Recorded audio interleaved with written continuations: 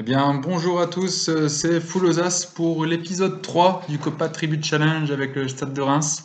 Vous avez sûrement regardé, j'espère, et je vous le conseille si c'est pas fait, l'épisode 1 sur l'analyse de l'effectif et le lancement de la partie, et l'épisode 2 sur l'analyse et le recrutement du staff.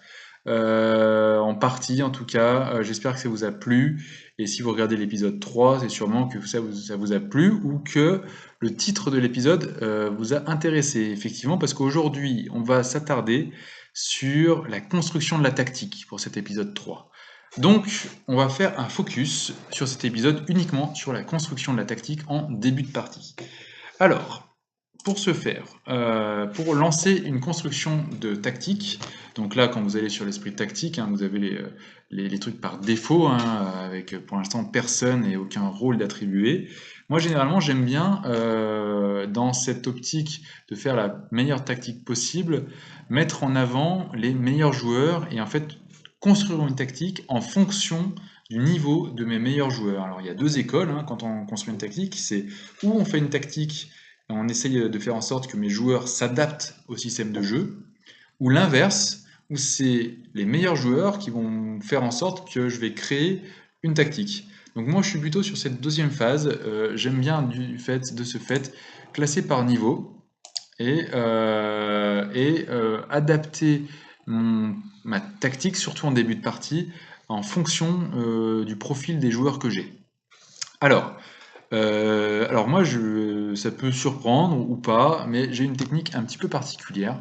Je classe par niveau, et ensuite j'attribue un petit peu comme ça, un peu à l'arrache, hein, des rôles moyens, des rôles le plus proche possible de leur poste de prédilection, que après j'adapterai dans l'onglet tactique. Alors là, je vois que Diego, il est M ou G par exemple, donc je le mets en M ou G. Amari Traoré, donc lui je me commence à le connaître, il est défenseur droit. Concava, il sera plutôt en milieu de terrain. Janvier, ça sera plutôt un de nos défenseurs. Dacruz, ça sera plutôt notre MD. Gaëtan Charbonnier, ça sera plutôt notre buteur. Johan Carasso, bah, c'est notre gardien, il n'y a pas de sujet. Bon, Bulot blessé, en plus, hein, on a vu dans l'épisode 1 qu'il est blessé 5 à 6 mois. Donc je ne le mets pas dans ma description et dans ma recherche tactique. Si c'était un joueur qui était blessé 1 ou 2 semaines, je le mettrais au moins parce que je sais qu'il viendra très vite dans le groupe et donc je peux l'inclure dans ma recherche et dans ma construction technique. Là, 5 6 mois, c'est trop important, donc je le mets pas. Odair Fortes, donc là, je vois qu'il est émodé. Et donc, c'est là où il y aura un truc intéressant. Je vois que Pablo Chavaria est également émodé. Hein, on a vu dans l'épisode 1 que j'ai énormément de très bons ailiers à droite. Et ben, on comprend pourquoi. Dans mon 11 titulaire, j'ai 2 émodés. Hein, mais on va comprendre un petit peu mieux tout à l'heure. Et vous allez voir comment je vais gérer ça. Antoine Deveau en milieu, donc là je le mets en défenseur pour l'instant, mais évidemment que je le changerai. Et Anthony Weber qui est DC, bah, du coup je vais le mettre comme ça il aura déjà un poste. Donc là, en faisant ça, j'ai sélectionné en fait d'une certaine façon mes 11 meilleurs joueurs, en essayant de les mettre à un rôle le plus adéquat possible dans la tactique. Donc après je vais dans l'onglet tactique, et là par défaut j'étais en 4-1-2-3 avec un milieu défensif. Et je me rends compte quand même, là, comme ça, alors Chavaria, hein, normalement, il est plutôt à droite. Dacruz, on a dit ça. Deveau, on a dit qu'il était plutôt milieu de terrain. Donc là, on voit que clairement, j'ai un jeu qui penche à droite, hein. Mes meilleurs joueurs sont vraiment à droite. Chavaria, il irait très bien ici. Voilà, il a le camembert plein aussi. Fortes aussi. J'ai un super attaquant, j'ai un super arrière latéral. J'ai un très bon ailier à gauche, mais j'ai pas dans mon 11 favori un bon arrière gauche. Donc on verra qui je mets, comment et si j'ai besoin de recruter ou pas. Et voilà, donc là, vous voyez, ça me permet de me rendre compte que potentiellement, en 4-1-2-3, j'ai une équipe qui tient la route. Donc là, comme ça. Donc bon, c'est une première indication. Mais je vais faire ligne par ligne pour bien comprendre. Déjà, vous avez vu que j'ai pas de MOC hein, dans mes meilleurs joueurs. Et en fait, on s'est rendu compte aussi dans l'analyse de l'effectif Que en fait j'ai pas de MOC tout simplement qui est regardez, j'ai aucun MOC. J'en ai un là, c'est Gaëtan Charbonnier que en fait je fais jouer devant, qui est mon meilleur attaquant là, tel que on peut le voir, il a 4 en niveau actuel, donc enfin 3,5 pardon. Donc j'ai pas de MOC. Donc typiquement le 4-2-3-1 avec le Stade de Reims en début de partie pour cette année 1, ça semble mal barré. Donc je vais quand même partir sur un 4-1-2-3 parce que c'est une tactique qui est bien et j'ai vu que mes meilleurs joueurs c'est quand même mes MOD et MOG. Donc il me faut une tactique avec des MOG et des MOD, donc c'est la tactique la plus appropriée. Donc ligne par ligne. Gardien, pas de sujet, il est full camembert, tout va bien, donc je le laisse. À droite, Traoré. Traoré, il a full camembert en arrière latéral attaque. Ça tombe bien, parce que je pense que j'aime jouer avec des arrières latéraux qui montent et qui dédoublent sur le côté. Janvier en défenseur central, il est plus à l'aise en défenseur central défense. Weber aussi. Donc là, je fais exprès de mettre une tactique où là, pour le moment, ils sont full camembert. Et puis on verra comment j'adapte le rôle de chacun en fonction de la tactique globale. Dacruz, Dacruz en MD, il est plus à l'aise en milieu récupérateur soutien, d'accord. Deveau, il est plus à l'aise en meneur de jeu défense. Bon, on va déjà voir si ça tient la route, au milieu de terrain. Et là, j'ai encore un milieu récupérateur soutien, mais un peu plus haut. Ok, alors à gauche, bon, je crois que oui, en ailier soutien, il est très à l'aise. Charbonnier, il est plus à l'aise comment? Alors lui, il n'a pas de full camembert. Et ce qui est très intéressant avec Charbonnier, qu'est-ce qu'on voit avec Charbonnier? C'est qu'au-delà de son rôle de MOC qu'il a l'air de pouvoir, il peut, hein, je pense qu'il a, ouais, il peut éventuellement faire MOC, mais bon, il est quand même plus à l'aise devant. Par contre, il a deux casquettes, ou renard des surfaces, donc il va planter des buts. Renard de surface joue la limite du hors-jeu et cherche les ouvertures. Direction les filets. Ou il peut aussi, et il est tout autant à l'aise, en faux neuf. Donc avec quelque chose, un attaquant plus de soutien, qui peut évoluer en position de milieu offensif ou d'attaquant. Donc quelqu'un qui décroche bien et voilà, qui crée du jeu, qui crée du mouvement. Donc on verra dans la tactique si on le fait jouer plutôt en renard des surfaces ou plutôt en faux neuf. Je pense, pour l'instant, je vais mettre en renard des surfaces, c'est le truc plus classique, et on verra si en faux neuf il a le niveau. Et voir s'il est important en faux neuf dans la tactique. On va voir. Et là, il faut que je fasse donc un choix entre Fortes et Chavaria.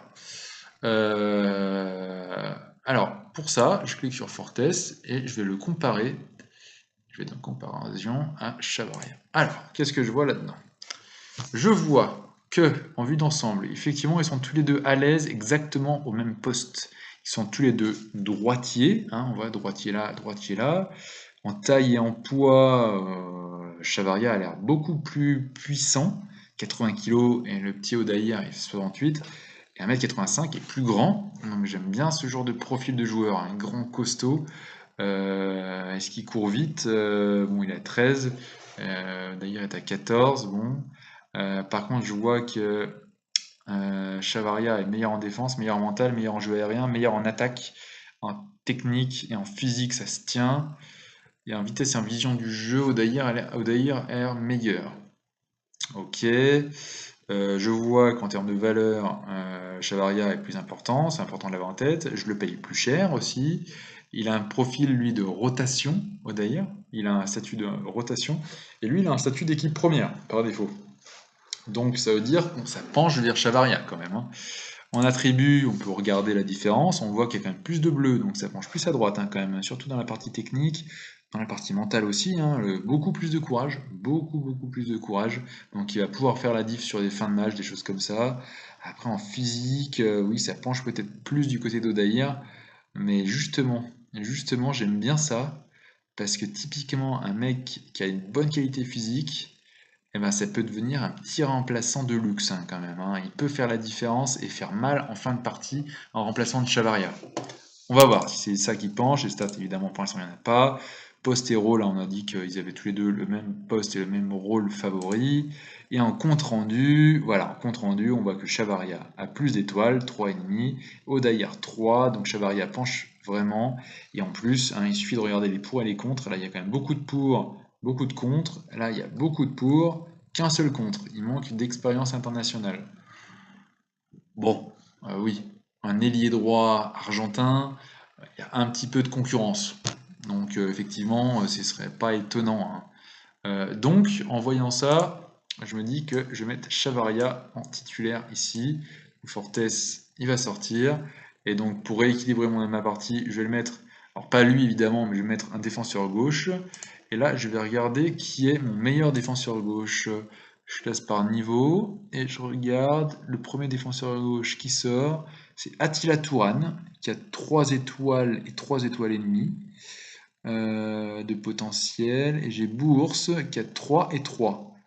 Bah, vous voyez, entre Bourse et Tourane, typiquement, il y a match.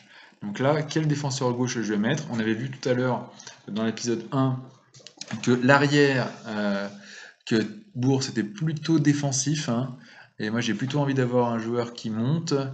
Alors que si je compare avec Attila Tourane, qu'est-ce que je vois? Je vois que non, le titulaire c'est plutôt Bourse, hein, qui a un statut d'équipe première. C'est un joueur de qualité. Lui, il a plutôt le potentiel pour devenir un joueur de qualité. Donc, il a un beau potentiel où il est plus jeune. Beaucoup plus de positifs. C'est un excellent joueur en Dominos League 2. C'est très important de voir ça. Excellent joueur en Dominos League 2. Alors que lui est un bon joueur en Dominos League 2. Donc, Bourse tient la corde, hein, vraiment pour jouer à gauche. Alors, peut-être que je vais pas réussir à le faire jouer comme je veux. Mais en tout cas, je vais voir ce qu'il donne en arrière latéral. Je vais quand même le mettre en attaque, je pense, pour pouvoir trouver un équilibre dans ma tactique. Et je verrai s'il est à l'aise. Et comme je disais dans l'épisode 1, peut-être que je regarderai pour recruter un défenseur gauche avec un profil plus offensif. Je vais voir. Mais en tout cas, oui, il est déterminé, il a de l'esprit d'équipe, il travaille bien en équipe, il est polyvalent. Donc ça, c'est intéressant là, ce polyvalent. Donc, je vais mettre Bourse quand même. Donc en défenseur gauche, hop, Bourse, que je vais mettre donc par défaut, si je le mets en défenseur 1, bon lui je vais le mettre, donc si je le mets, si je vais à fond sur mon idée de mettre du profil full camembert, il a un ailier défensif, je vais voir si je le laisse, ça m'étonnerait. Ok, donc voilà, je pense partir sur un 4-1-2-3. Alors, est-ce que en full camembert, ma tactique a du sens? Donc j'ai deux défenseurs. Alors j'ai un gardien qui joue gardien défense, pas de problème, ça, il n'y a pas de problème. À droite, j'ai Traoré qui joue en défenseur arrière latéral attaque, ça me va. En plus, je vois qu'en arrière latéral défense attaque 15, 15, 15, 14. Enfin, il a des très bonnes stats, ce sera un de mes meilleurs joueurs avec ce fameux 15 en touche longue. Pas de sujet, donc lui, il va bien rester là. Janvier, un défenseur central défensif. Janvier, un défenseur central défensif. En plus, il n'a pas de caractéristiques joueur particulières. Je pense que je vais le laisser comme ça, en sachant que le défenseur central défensif, c'est intéressant aussi de lire ce que vous voyez là. La tâche principale du défenseur central défensif est d'empêcher les attaques adverses de jouer et de dégager les ballons dangereux. Voilà, c'est vraiment le mec qui est là pour défendre. Défendre proprement. Et pour défendre proprement, il faut avoir un bon marquage, des bons tacles, une bonne tête. Voilà, il va défendre proprement, je pense. Donc je vais le laisser en défenseur central défensif. Weber, pareil. Je pense que je vais le laisser comme ça, voir si je le mets plus en couverture. Oui, alors ça c'est intéressant. En couverture, il est très à l'aise aussi. Est-ce que Janvier est à l'aise aussi en couverture? Oui. Il est à l'aise en couverture, Janvier. Alors pourquoi je regarde ça? Je regarde son accélération et son placement et sa vitesse. Alors 12, 13, 13. Et je vais regarder pour Weber 8, 12, 13. D'accord. Donc non, en couverture, je vais plutôt mettre Janvier et ça tombe bien. Pourquoi? Parce que je le mets en couverture, donc il sera un peu plus bas. Donc comme son nom l'indique, il va couvrir. Et en fait, il est à droite, donc il va couvrir les montées de Traoré. Traoré, quand il va monter, Janvier va se décaler un peu, il va bloquer l'axe là, au cas où, bloquer le couloir, pardon, et ça évitera de créer des brèches phénoménales à droite si Traoré ne revient pas. Donc, ma défense, elle est bien comme ça. Et Bourse à gauche. Et donc ce que je disais, hein, moi j'aurais bien aimé le faire jouer en attaque, en arrière latéral attaque, pour trouver un équilibre. Et en arrière latéral attaque, il n'a pas des stats exceptionnelles, mais il a 12 en accélération, 11 en vitesse, 13 en placement, 11 en centre, bon c'est quand même très moyen, mais bon, j'ai pas envie de le laisser en défense. Mais ça, je vais le laisser en attaque. Il a pas un full camembert, hein, mais je vais le laisser comme ça. Non, d'ailleurs, je vais pas le laisser comme ça. Pour la même raison qu'avant. Autant Janvier, je peux le laisser en couverture. Et s'il est très bon en couverture, en accélération, il sera correct. Autant Weber, vous avez vu tout à l'heure, en accélération, il n'était pas très bon. Donc, mais il était pas trop mal en vitesse, mais 12. En vitesse, en couverture, ça m'embête. Donc du coup, si Bourg c'est pas très bon en attaque et que Weber est pas très bon en couverture, on risque d'avoir des trous à gauche. Donc non, je vais le laisser peut-être en soutien dans un premier temps. Je vais le laisser en soutien pour qu'il monte de temps en temps, hein. Il suffit de regarder en défense, en arrière latéral soutien, avec une tâche de soutien, l'arrière latéral soutient le milieu de terrain en offrant des solutions sur les côtés et cherche à centrer et à faire des ouvertures lorsque l'occasion se présente. Donc il va juste, voilà, il va juste mettre des longs ballons s'il faut. En passe, il est pas terrible. Ouais, non. Ouais. En soutien, ça va être moyen, mais je vais le laisser en soutien déjà. Alors, c'est possible que je le fasse descendre encore d'un cran si je vois qu'en fait, il m'apporte rien offensivement, mais je peux pas prendre le risque de le mettre en attaque avec mon défenseur titulaire là qui est pas terrible et là. Donc, je vais rester comme ça pour ma défense, pour ma ligne défensive. Ensuite, voilà. Et ce que j'ai pas fait, c'est aussi évidemment démarrer par ma tactique globale. Et après, en fonction de ma tactique globale, je verrai comment je joue le reste du terrain. C'était pas bien grave pour la défense, après tout, parce que oui, je vais jouer à 4 à plat comme ça, et puis avec des latéraux qui montent ou pas. Mais reste à savoir quel type de tactique je veux. Alors, j'aurais peut-être pu le faire avant, mais il est pas trop tard, j'ai réagi juste au bon moment. Alors, pour choisir une mentalité, un positionnement et des consignes d'équipe, il faut trouver une identité à la tactique. Et là, quand on va dans rapport d'équipe, alors qu'est-ce que j'ai vu la dernière fois? J'ai vu qu'on était quand même pas mal sur différents niveaux et différents aspects du jeu, pardon. On était bon en décision, on était bon en collectif, on était bon en passe, on était bon en contrôle de balle. Donc ça, typiquement, ça veut dire qu'on va pouvoir jouer de façon fluide et on va pouvoir garder le ballon, je pense. Et garder le ballon, ça veut dire quoi? Ça veut dire qu'on va pouvoir jouer la possession. Et là, j'ai bien envie, avec le profil des joueurs que j'ai, on verra après pourquoi, mais j'ai bien envie de jouer la possession d'aller tranquillement jusque devant le but pour marquer. Que mon bloc remonte au fur et à mesure, que des espaces se créent avec mes latéraux qui montent, et que mon petit charbonnier ou que mes attaquants pivots marquent de la tête ou fassent marquer mes attaquants intérieurs ou mes ailiers. J'ai envie de ça, j'ai envie de jouer la possession, je pense que avec ce type de joueur qu'on a et ces qualités qu'on a pour la Domino's 2, ça peut le faire. Donc pour jouer la possession, on met en contrôlé. C'est typiquement la mentalité classique pour de la possession. En positionnement, je vais quand même pas laisser trop du souple, alors ni du fluide et encore moins du très fluide. On est quand même en Ligue 2. On a besoin d'être structuré, pas très structuré parce que ce serait quand même trop dur et il n'y aurait plus aucun mouvement. Mais structuré, ça me permet, je pense, d'avoir une fluidité et une cohérence globale suffisante, surtout pour de la Ligue 2. Donc je me mettrais peut-être en très structuré pour les fins de match vraiment à l'arrache, quand il faudra défendre, etc. Mais je pense que contrôler structuré, on serait pas mal. En consigne d'équipe pour jouer la possession, pardon, je vais, alors dans l'ordre, diminuer un peu le rythme, parce que malgré mon bon contrôle de balle, malgré mon bon niveau de passe, oui, j'ai un bon contrôle de balle et des bons niveaux de passe pour de la Ligue 2, mais j'ai pas 15, 16, 17 de moyenne, hein. On n'est pas le Real Madrid, on n'est pas le FC Barcelone, hein, par exemple, on n'est pas le FC Barcelone, donc on peut pas jouer la possession à un rythme élevé. Donc je vais rester sur du moins élevé. Alors on verra si ça tient bien, si j'ai un super taux de passe, peut-être que je monterai en normal, mais dans un premier temps, je pense que je vais le jouer en moins élevé. En termes de possession, En termes de position sur la largeur.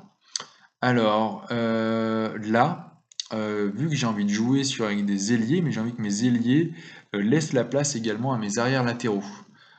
Donc je vais leur demander dans un premier temps de jouer plutôt axial. Ça ne veut pas dire ils seront tous au milieu, mais on voit que s'ils jouent au milieu, hop, j'ai quand même de l'espace là pour qu'ils viennent un petit peu ici, et qu'ils laisseraient de la place à mes arrières latéraux quand ils montent, et surtout à Traoré et à Bourse quand il viendra en soutien. Donc je vais pas jouer dans la largeur parce que pareil, hein, je pense qu'on n'est pas suffisamment bon en passe pour faire des passes longues, et quitte à garder la balle, il vaut mieux être près les uns les autres, donc plutôt axial. Alors trop axial, ce serait trop dur, plutôt axial, ça me semble bien. Position centrale défensive. On a vu tout à l'heure que mes défenseurs sont pas très bons en accélération, surtout Weber. Et Janvier, pareil, il a 12. C'est pas génial. Donc je vais laisser en normal parce que bon, on a vu aussi que, et on verra si on prend beaucoup de buts et beaucoup de passes derrière la défense, et en fonction de ça, peut-être qu'on descendra un peu. Mais pour l'instant, je vais laisser en normal. Même si je pense que, au fur et à mesure, je vais vite me rendre compte qu'il faut que je me mette un peu plus bas.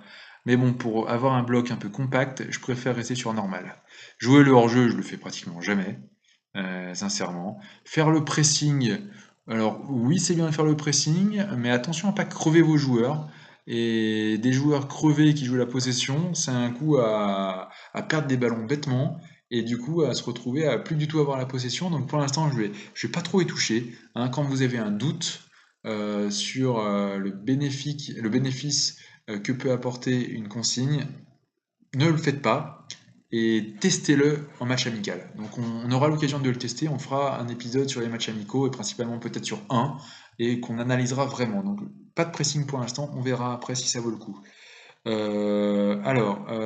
Empêcher les relances courtes, non, pas forcément. Marquage plus serré, oui, mais c'est pas forcément ce que je préconise. Ne vous jetez pas, engagez-vous plus. Pour l'instant, je pense que j'y touche pas trop aux consignes défensives là. Je verrai pareil au fur et à mesure comment ça peut le faire. Mais pour l'instant, je vais pas le toucher parce que c'est pas vraiment une consigne qui me plaît. Alors, je regarde un truc en même temps, en fait, que je vous parle, que j'avais vu, qui était très intéressant pour la consigne. Je vais pas trouvé de toute façon. Mais pour ici, j'avais trouvé un article qui était très intéressant, que j'aurais bien aimé vous trouver. Je vous le trouverai et je vous expliquerai que faire. Donc, ensuite, pour la construction, très importante pour la possession, on ne balance pas en défense. Évidemment, on va garder le ballon, hein. On va pas le balancer bêtement en défense comme des guignols. Donc, peut-être que les défenseurs centraux, je vais peut-être pas les mettre en défenseur central défensif, hein, peut-être en défenseur central normal pour éviter qu'ils balancent des ballons bêtement. Je vais évidemment conserver le ballon, mais je vais rester sur mixte. Parce que c'est bien de garder le ballon, c'est bien de jouer la possession, mais bon, il y a un moment donné où jouer court, si vous n'arrivez pas jusqu'au but, vous marquerez jamais. Donc le mixte, ça permet de faire quand même des approches et des passes plus directes en fonction des appels et en fonction de la position de vos joueurs. Donc je vais rester sur une position mixte et une caractéristique directe des passes. Mixte des passes, pardon. Voilà. Je vais te demander de tenter moins de dribbles pour éviter qu'ils prennent le ballon et qu'ils partent tout seuls à dribbler, à dribbler et à dribbler. Donc non, j'ai pas envie qu'ils prennent trop j'ai envie de dire, de liberté individuelle. Je veux qu'ils jouent en possession, qu'ils jouent en passe. Donc je vais tenter moins de dribbles. Comme j'ai dit tout à l'heure, pour quand même créer le surnombre sur les côtés et jouer avec mes arrières latéraux, je vais quand même dédoubler sur les ailes. Voilà. Et en termes de type de centre, on a vu que j'avais des très bons joueurs en détente verticale, mais pas très bons en tête. Donc là, pour regarder ça, quel type de centre je vais mettre, par exemple, je regarde Charbonnier, je vais regarder la taille qu'il fait. Mon petit Gaëtan. Mon petit Gaëtan, il fait 1m88. Il fait 1m88, il est pas très bon en tête encore, mais il est très bon en détente verticale, il a 14. Et ben, franchement, quand j'ai des grands attaquants comme ça, en sachant que les autres, hein, j'ai vu que c'était des attaquants pivots, donc ils doivent être grands aussi. Great John, tu dois être très grand, toi. 1m87, voilà, j'ai quand même des tours de contrôle devant. Donc en termes de consignes, je vais faire plutôt des centres flottants. Hein, si vous avez des nains de jardin devant, faites des centres à terre, ou potentiellement des centres en force, hein, si vous avez des joueurs rapides en accélération, hop, qui viendront couper au premier poteau, ou des choses comme ça, faites-le. Mais là, vu la taille, je vais tenter des centres flottants quand même. En liberté de mouvement, je vais demander de décrocher de vos postes pour qu'ils créent des solutions et qui se découvrent et qui demandent le ballon et qui créent du mouvement pour que la possession se fasse bien et que chacun puisse se démarquer et donc ainsi créer des espaces et progresser jusqu'au but. Et d'ailleurs, important évidemment, jouer le ballon dans la surface, c'est-à-dire demande aux joueurs de travailler dur pour se créer des ouvertures en faisant preuve de patience, en conservant le ballon. Voilà. Donc là, je pense qu'on a une tactique qui permet de jouer vraiment de façon structurée et intéressante la possession. Attention, pour le moment, je fais ça, mais là, on est d'accord qu'on est uniquement sur de la théorie et on va mettre en place une tactique en fonction des matchs amicaux. Donc, voilà pour la mentalité, le positionnement, les consignes d'équipe. Ensuite, je continue mon petit tour sur mes joueurs. Donc, on a dit qu'on jouait la possession, donc Dacruz. Dacruz, il est en milieu récupérateur là derrière. Est-ce que j'ai besoin d'un milieu récupérateur ici pour jouer la possession? Je pense pas, parce que moi j'aime bien quand j'ai la possession, que ce soit un meneur de jeu en retrait qui vienne en fait chercher les ballons et commencer à construire. Donc en possession, voilà, j'ai plutôt tendance à demander à mon meneur de jeu en retrait de venir chercher les ballons et de les monter tranquillement. Et donc là, je vois qu'en meneur de jeu en retrait avec mentalité de défense, le meneur de jeu en retrait aura davantage de responsabilités défensives et se positionnera devant les défenseurs et ne se soutiendra les actions offensives que très rarement. Et en soutien, meneur de jeu en retrait remontera le ballon à partir de la défense et cherchera à se procurer des opportunités de frapper de loin, effectuer des ouvertures. Est-ce que Deveau, est-ce qu'il a un profil pour être un meneur de jeu? Alors, meneur de jeu en retrait, soutien. Il n'est pas très bon en appel de balle, mais voilà, c'est pas grave. Je trouve qu'en soutien, il est quand même pas horrible. Et en défense, ouais, en défense, il a un bon placement. C'est vrai, ça lui permet de bien jouer son placement et de profiter également de sa tête. Non, c'est le tir de loin qui est pas terrible en fait, qui s'enlève. Bon, je vais le laisser en soutien parce que j'aimerais bien qu'il monte un peu plus le ballon. Je vais le laisser en soutien. À voir si je le mets en défense. Oui, donc, et d'ailleurs, tout à l'heure, j'ai dit que les défenseurs centraux, est-ce qu'ils dégagent proprement et d'empêcher les attaques hein, et de dégager les ballons dangereux. Donc non, ça va pas me plaire. Donc je vais jouer sur des défenseurs centrales défense et qui claque. Voilà, je vais les jouer en défenseurs centraux normaux. Parce que j'ai envie qu'ils jouent de façon courte quand même. Et d'ailleurs, je vais même leur demander... Tiens, d'ailleurs, non, je suis en train de faire une bêtise. Vous me faites faire n'importe quoi. Non, si, non, vous avez raison. En consigne individuelle, défenseur central, défense, voilà. Donc ça, je sais qu'il va jouer court. Je vais lui demander de marquer de plus près. Et Janvier, pareil, je vais lui demander de jouer court, donc il joue court. Et je vais lui demander de marquer de plus près et de rester en place pour qu'il joue la couverture. Et j'ai pas trop envie qu'il monte pour qu'il me couvre correctement derrière. Kankava en milieu récupérateur, qui est mon meilleur milieu récupérateur, et oui, je pense que je vais le laisser en milieu récupérateur. Alors, défense ou soutien, je ne sais pas. Avec une tâche de soutien, le milieu récupérateur tente de gagner des ballons assez haut sur le terrain et de soutenir les contre-attaques qui en résultent. Et en défense, tente de gagner des ballons au centre du terrain et de lui passer rapidement à des joueurs plus créatifs. Ouais, j'ai plutôt tendance à aller sur la défense là quand même. Parce que... Ouais, il peut soutenir, mais qu'est-ce qu'il va faire sortir? Alors, milieu récupérateur, soutien ou attaque, c'est les mêmes attributs. Hein. Donc, j'ai envie de dire que je vais le laisser en soutien. Attendez, alors pour le soutien, quel attribut il a d'important pour le soutien, lui? En tir de loin, il a 12. Donc ça veut dire qu'il va peut-être tirer. Je vais le laisser en soutien, et pareil, on verra en termes de tactique ce qu'il faut que je fasse. S'il faut que je mette en défense ou en soutien, on verra pendant les matchs amicaux. Alors, Dacruz, on a compris que Dacruz, en fait, ça allait du coup pas être mon meneur de jeu, non. Mais je vais avoir besoin, en milieu de terrain, là je pense d'un meneur de jeu avancé. Pour venir soutenir mes attaquants et mes ailiers. Et pour venir occuper cette zone-là, que j'ai pas. Alors là, pour l'instant, là je suis un peu embêté, parce que je n'ai pas de meneur de jeu avancé qui pourrait jouer en milieu de terrain. Donc j'ai pas de créateur en milieu de terrain. Donc là, ça va vraiment m'embêter aussi. Et je pense que c'est typiquement un profil comme ça qu'il me faudrait. Hein, vous voyez, j'avais pas de MOC et j'ai pas de MC plutôt offensif. Hugo Rodriguez, qu'est-ce qu'il était? Il était milieu récupérateur aussi. Ah, meneur de jeu avancé. Non, il avait 8 en inspi. Il a 12 en passe. Non, c'est pas terrible. Deveau, on l'a pris. Kankava, on l'a pris.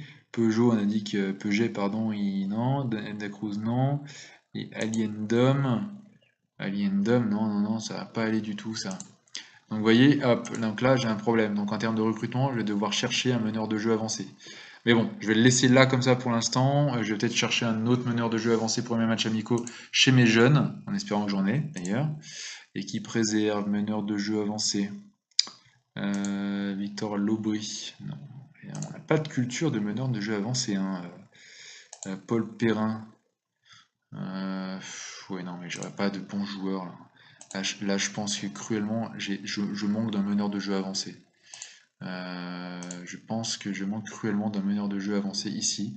Donc là, je vais peut-être pas me faire un focus sur le défenseur gauche. Peut-être que mes deux vont me suffire. Mais là, je vais vraiment avoir besoin d'un meneur de jeu avancé. Donc là, vous voyez, cette tactique-là, elle me semble être la plus appropriée, mais j'ai quand même une grosse lacune. Et il me reste plusieurs semaines pour la combler. Ok, donc on verra si je le mets en soutien ou en attaque, ça je verrai dans un deuxième temps, mais vous aurez compris que ce meneur de jeu avancé là sera mon créateur, et du coup je vais devoir trouver un joueur ou en prêt, ou en transfert, on verra, et on avait vu dans l'épisode 1 que le petit Enzo Zidane était peut-être dispo en prêt, et si je mettais un petit Enzo Zidane en meneur de jeu avancé au stade de Reims, ce serait quand même pas mal un petit Zidane sur le terrain, on verra, on va voir. Euh, Autre chose intéressante, mon milieu récupérateur je l'ai mis à droite. Pourquoi je l'ai mis à droite? Et c'est d'instinct, parce que Traoré, pareil, montant, eh ben, c'est important que mon meneur de jeu, mon milieu récupérateur soit là pour qu'il puisse, voilà, s'il y a un ballon qui est perdu par Traoré et Chavaria, hop, j'aurai le premier rideau Kankava et le deuxième rideau en couverture Janvier. Donc je protège ce couloir-là, très important. Voilà. Après, j'ai Diego et Chavaria devant en ailier, c'est là où ils sont le plus à l'aise.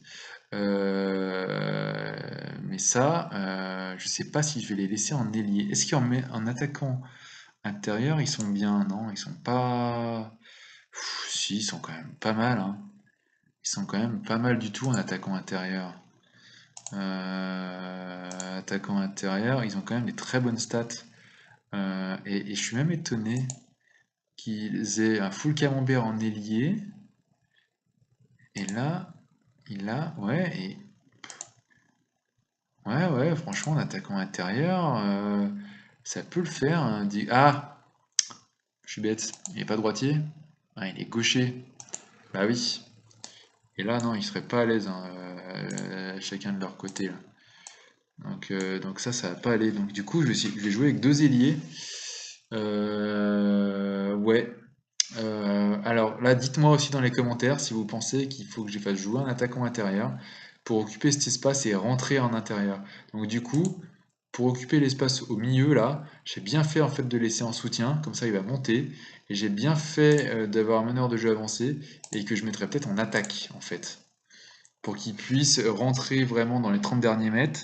Vous voyez, quand je le mets en meneur de jeu attaque, qu'est-ce qu'on voit? On voit qu'avec une tâche offensive, le meneur de jeu avancé cherchera à effectuer des courses au cœur de la défense à partir d'un positionnement assez bas, avec pour intention d'effectuer des centres ou des ouvertures dans les 30 derniers mètres. Donc c'est peut-être ça que je vais peut-être le mettre pour qu'il occupe un peu plus haut le terrain. Parce que finalement, à moins que je leur demande de rentrer un peu plus dans l'axe, mais non, quand t'es ailier, tu rentres pas dans l'axe, hein, t'occupes le côté. Ah, ah. Ah, ah. Donc là, ça va être quelque chose à réfléchir. Donc, je l'ai laissé pour l'instant en attaquant, en ailier comme ça, et je vais voir si ça prend, et si ça marche bien, et si derrière il faut que peut-être que je donne un peu plus de largeur du coup. Je vais voir.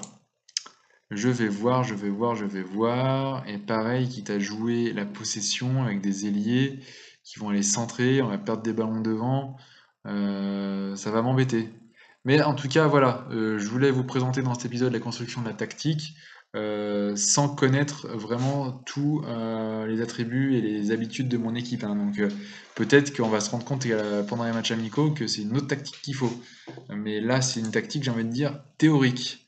Et je laisse Charbonnier comme ça. Alors, sur les consignes individuelles, donc on a dit De Vaux qu'il fallait qu'il joue court, qu'il donne le ballon et qu'il monte le ballon, mais pas trop vite, hein, qu'il fasse une passe rapidement. Donc je vais lui demander de dribbler moins et qu'il passe le ballon vite à quelqu'un qui peut créer du jeu. Donc là, mon meneur de jeu avancé va être très important. Kankava en consigne individuelle, pareil, lui j'aime bien qui joue et qui marque de près. Et un milieu récupérateur, j'aime pas quand il prend des passes, il fait des passes risquées, donc je vais lui demander de faire moins de passes risquées, jouer tranquille, rester en place, je sais pas. Je verrai aussi pendant les matchs amicaux. Le meneur de jeu avancé, je verrai ce que je lui demande, mais je pense qu'un meneur de jeu avancé, hein, il faut vraiment qu'il joue direct, il faut qu'il décroche plus souvent. Voilà, il faut qu'il soit un peu plus libre. Il faut vraiment que ce soit mon créateur, vraiment. Diego et Chavaria, donc sur les côtés, j'ai pas envie de toucher aux consignes individuelles pour le moment. Je vais voir comment ils jouent et comment ces ailiers-là rentrent dans ma tactique de possession et si je vais peut-être les forcer à jouer un attaquant intérieur en inversant leur position. Peut-être que ça peut être ça la solution. Parce qu'il est quoi? Il est droitier, j'imagine. Donc si je mets un droitier à gauche et un gaucher à droite, et jouer un attaquant intérieur, et j'ai vu qu'en attaquant intérieur, ils ont des stats qui se tiennent quand même bien. Donc un attaquant intérieur, ouais, il a plus que la moyenne, il a pas moins de 12 si en tir de loin. Mais à la limite, je pourrais faire un entraînement individuel pour le faire progresser sur le tir de loin. Donc je vais regarder dans mon premier match amical et je pense que je ferai un épisode sur le premier match amical. Alors pas celui avec contre ma réserve, mais le premier vrai match amical et comme ça on pourra voir comment interagissent mes ailiers et voir si une mi-temps je vais les faire jouer en ailier et une autre mi-temps je vais peut-être les faire jouer en attaquant intérieur. Et après on va analyser les statistiques et regarder la différence dans le global mais aussi eux individuellement, voir ce qui en ressort. Et Charbonnier en renard des surfaces, je vais pas je vais laisser les consignes individuelles comme ça. Je vais pas lui demander de décrocher. Je vais lui demander, je vais rien lui demander pour l'instant. Je verrai en temps voulu en termes de consignes individuelles. Voilà la tactique sur laquelle je vais partir pour ce début de partie du Copa Tribute Challenge avec le Stade de Reims. Alors, vous avez vu dans cet épisode 3 la construction de la tactique théorique, en se basant sur des grands principes, sur des suppositions, et en mettant en exergue les points importants qu'il va falloir analyser et ou transformer et ou changer dans les prochaines semaines. Donc là, j'ai envie de dire que le gros du travail commence. Ça va être le recrutement, pour trouver un joueur qui va devenir mon recruteur, la mise à disposition et le changement des consignes individuelles par rapport à la tactique que je souhaite mettre en place, voir si ce que j'ai demandé convient à la tactique, et voir si dans ma philosophie de possession, le groupe vit bien. Alors peut-être que je vais me rendre compte que la possession ça va pas du tout, qu'ils perdent le ballon, ils n'arrivent pas à aligner des passes, qu'ils se trouvent pas sur le terrain, etc., etc. Donc là, il va y avoir un gros travail d'analyse en match à faire et à essayer de trouver des soupapes pour faire des ajustements. Donc là va rentrer la phase d'ajustement tactique et de remplacement tactique, voir et de tester les différents joueurs à ces postes, voir si dans d'autres positions ils sont plus intéressants, etc., etc. Mais voilà, on a ici dans cet épisode 3 une idée de la construction de la tactique de base sur laquelle je vais partir, euh, sur cette partie. Voilà, alors après on verra les ajustements. Si je le mets en soutien ou en attaque, là vraiment c'est vrai que je suis en train de me dire, je me pose sacrément la question. Peut-être que je vais le laisser en soutien pour que ça soit un vrai 4-3-3 en fait, je suis en train de me dire. Donc voilà. Bon, vous voyez comme quoi je commence déjà à réfléchir, à essayer d'adapter. Je verrai plus tard. Voilà pour la construction de la tactique. N'hésitez pas à commenter cette vidéo, à me donner des conseils, parce que ça ne veut pas dire que ce que je fais est la bonne solution. Mais si vous avez des conseils, des avis ou des questions, n'hésitez pas à commenter. N'hésitez pas à me suivre sur Twitter, fullos-8as. N'hésitez pas à me suivre et à me poser des questions sur Twitter et à interagir. Et j'espère que cet épisode vous a plu. J'espère qu'on se retrouvera très vite pour un autre épisode. Et je pense que dans l'épisode 4, on va commencer à gérer les matchs amicaux. Alors je regarde ce que j'ai prévu, hein, parce que j'ai bossé quand même l'épisode 4. Dans l'épisode 4, ça sera sur la mise en place des entraînements. Donc en fonction de la tactique et des entraînements de base, je vais voir quels entraînements je mets en place pour mes joueurs et pour mon équipe.